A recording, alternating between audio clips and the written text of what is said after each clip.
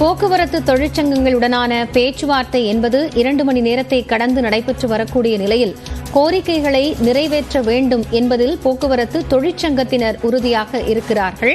அமைச்சருடனான பேச்சுவார்த்தை என்பது தொடர்ந்து வருகிறது. கூடுதல் விவரங்களோடு சிறப்பு செய்தியாளர் சுபாஷ் இணைகிறார். அவரோடு பேசலாம். சுபாஷ், இப்போ பேச்சுவார்த்தையினுடைய தற்போதைய நிலவரம் என்ன? தற்போது 2 மணி நேரமாக, அதாவது 3:10 மணிக்கு ஆரம்பித்த இந்த ஆலோசனை கூட்டமானது தற்போது 5:10 மணியை தாண்டி சென்று கொண்டிருக்கிறது. 2 மணி நேரத்திற்கு மேலாக இந்த கூட்டமானது, ஆலோசனை கூட்டமானது, பேச்சுவார்த்தையானது நடைபெற்று வருகிறது.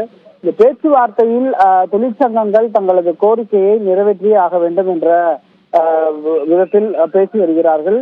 பிரதான கோரிக்கையான ஓய்வு பெற்றவர்களுக்கான அகவிலைப்படி உயர்வு அறிவித்தே ஆக வேண்டும் என்பதை அவர்களது கோரிக்கையாக வைத்து அதற்கான பேச்சுவார்த்தையை முன்னெடுத்திருக்கிறார்கள். பேச்சுவார்த்தை நடந்து கொண்டிருக்கும் பொழுது தருணத்திலேயே போக்குவரத்து துறை அமைச்சர் சிவசங்கர் அதிலிருந்து வெளியே சென்று முதல் தளத்தில் நிதித்துறை அதிகாரிகளுடன், நிதித்துறை செயலாளரிடமோ அல்லது அத்துறையின் அமைச்சரிடமோ பேசியதற்கான வாய்ப்புகள் இருக்கிறது. அவர்களிடம் அவர் பேசிவிட்டு தெரிவிப்பதாக, தொழிற்சங்கத்திடம் தெரிவிப்பதாக சொல்லிவிட்டு சென்றிருக்கிறார். அதன் பின்னர் அவர்களிடம் பேசி சுமார் 10-15 நிமிடங்கள் அவர்களுடன் பேசி மீண்டும் தற்போது கீழ்தளத்தில், பல்லவ நிலத்தின் கீழ்தளத்தில் அந்த ஆலோசனை கூட்டமானது, பேச்சுவார்த்தையானது நடைபெற்று வருகிறது.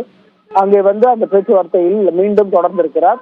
தொழிற்சங்கங்கள் சொல்லக்கூடிய அந்த கோரிக்கைகள் ஏற்று திட்டமிட்டபடி அந்த 9ஆம் தேதி போக்குவரத்து சீர் செய்யப்படுமா அல்லது அறிவித்தபடி அந்த போராட்டம் தொடரப் போகிறதா என்பதை இன்னும் சில மணி நேரங்களில் நமக்கு தெரிந்துவிடும். அதற்கான பேச்சுவார்த்தை அதை சுமூகமான முறையில் நிறைவு செய்வதற்கான அனைத்து முயற்சிகளிலும் தமிழ்நாடு அரசு போக்குவரத்து துறை அமைச்சகம், துறையின் அமைச்சரே நேரில் வந்து தொழிற்சங்கங்களுடன் பேச்சுவார்த்தையில் ஈடுபட்டு வருகிறார்.